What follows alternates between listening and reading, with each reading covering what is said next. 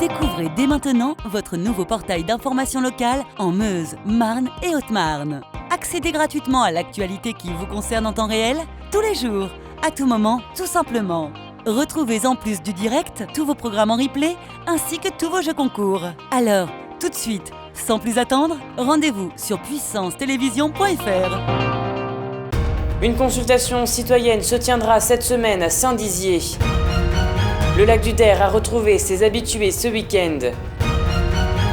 La protection civile à l'honneur lors de cette journée mondiale qui lui est consacrée.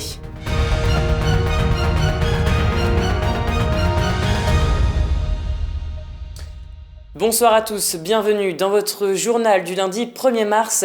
Ouvrons cette édition avec la communauté d'agglomération Saint-Dizier-Der-et-Blaise qui propose ce jeudi 4 mars une consultation citoyenne dans le cadre du projet de réaménagement de la médiathèque Romain Rolland à Saint-Dizier. En effet, l'établissement va être rénové et même agrandi puisque de nouveaux services vont être attachés dans ce bâtiment. C'est pourquoi l'agglomération souhaite vous convier afin d'échanger sur l'avenir de la médiathèque. Et on écoute tout de suite Amélie Thomasin, responsable du réseau des médiathèques. Et la question, c'est quel autre service on propose à la population et comment on fait évoluer notre médiathèque qui existe depuis 30 ans et qui mérite aujourd'hui qu'on la rajeunisse un peu, qu'on la dynamise un peu. Même si elle plaît beaucoup à nos adhérents, on aimerait proposer un peu autre chose. Et l'idée de ces consultations citoyennes, c'est que la population nous fasse remonter quelles sont leurs envies, autant pour les gens qui viennent déjà à la médiathèque et autant pour les gens qui ne fréquentent pas la médiathèque. Ce sont vraiment des temps d'échange qui sont animés par un cabinet extérieur. Il y a 6 sessions, donc sur 3 jours. Et c'est un temps de partage qui est plutôt ludique et qui, j'espère, nous amènera plein de super bonnes idées pour proposer des choses intéressantes par la suite.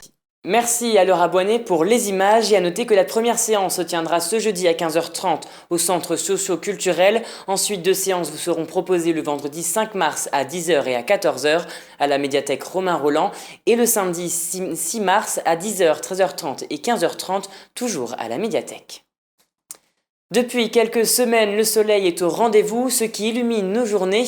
Et afin de profiter du beau temps, nombreux sont ceux à se diriger vers le lac du Der, ce qui montre que la saison démarre de façon précoce. Si le casino ne peut pas accueillir de public, les restaurants de la station nautique de Giffaumont-Champaubert se sont adaptés à la situation. Malgré les masques, la joie peut se lire sur les lèvres des commerçants, mais aussi des habitués. Un reportage de Théo Raguin.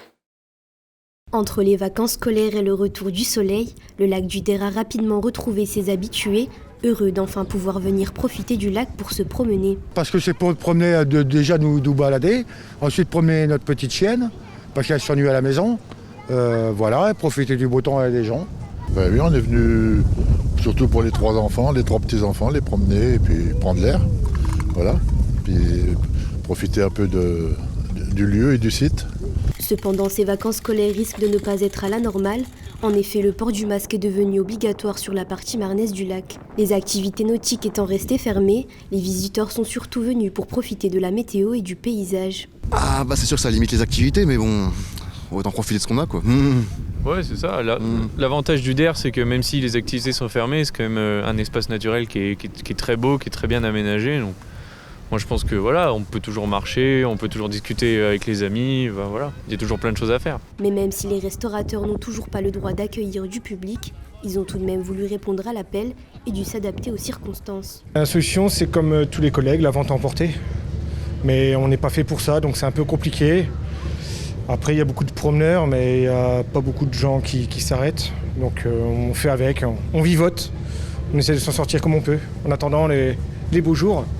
Il faut tout de même faire attention à ne pas se laisser emporter par l'engouement du lac du Der et à bien penser à rentrer à la maison pour 18h, à l'heure du couvre-feu, car la balade au lac ne se situe pas sur les autorisations de déplacement dérogatoires.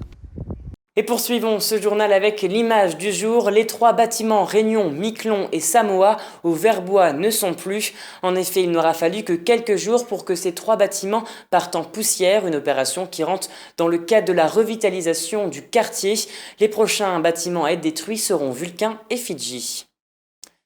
Ce 1er mars est également la journée mondiale de la protection civile, présente depuis plus de 50 ans au sein de notre quotidien. Remplie de bénévoles, la protection civile intervient lors de manifestations culturelles et sportives. Mais avec la crise sanitaire, elle s'est attribuée de nouvelles missions. Regardez ce reportage. En 1958, Léon Robine crée la première association départementale de protection civile. 5 ans plus tard, en 1963, 26 autres départements rejoignent le mouvement. Rapidement, la Fédération nationale de la protection civile va être reconnue d'utilité publique et participe à de nombreuses opérations de secourisme en soutien des forces présentes. Aujourd'hui, à l'échelle nationale, on compte 32 000 bénévoles pour 97 associations agréées à la Fédération nationale. Hommes et femmes interviennent sur 4 grandes missions. Donc il y a le secours à personne, les dispositifs de secours, les missions d'aide aux populations sinistrées, ainsi que l'encadrement de bénévoles sur ces fameuses missions. Et nous avons en plus une mission qui est la formation, mais qui n'est pas intégrée dans l'agrément de 4. Annie Laurent est la présidente de la protection civile de Haute-Marne. Cela fait désormais 36 ans qu'elle est au sein de cette association qui représente pour elle de nombreuses valeurs. Il y a une éthique que je respecte énormément, c'est l'aide, c'est l'entraide, c'est la convivialité, c'est le relationnel, c'est un tout. Lorsqu'il n'y a pas de crise sanitaire, les bénévoles haut-marnais effectuent 150 postes de secours par an, allant de festivals en passant par des animations sportives et culturelles. C'est pourquoi, avec la Covid-19, la protection civile a fait face à de nouvelles missions. Il a fallu qu'on forme des gens au niveau des prélèvements pour être préleveurs. Là, en ce moment, on est en train de former des médiateurs. Oui, il a vraiment fallu se réorganiser. Mais bon, on a une facilité d'adaptation à la protection civile en général qui va de pair avec toutes les missions qu'on peut nous donner. Durant cette crise, les membres de la protection civile sont déployés sur l'ensemble du département, à la fois sur des centres de prélèvement, sur l'accueil des centres de vaccination, ainsi que sur la distribution de repas. L'association est donc de plus en plus sollicitée par l'État ou par des organisateurs d'événements. C'est pourquoi elle recrute fréquemment de nouveaux bénévoles. Même si les demandes ne manquent pas, il est tout à fait possible d'apporter sa pierre à l'édifice. Mais attention, 3 qualités principales sont requises. Du bon sens, de la bonne humeur et l'envie de faire avec les autres. Et puis après, si des gens ont des spécificités, tant mieux. Nous avons des infirmières, nous avons des médecins, nous avons de tout. Il y a de tout chez nous, il y a absolument tous les corps de métier. Actuellement, la Haute-Marne compte une centaine de bénévoles au sein de la protection civile qui effectuent chaque jour les missions Covid, mais tous espèrent pouvoir reprendre des postes de secours au sein des animations culturelles et sportives.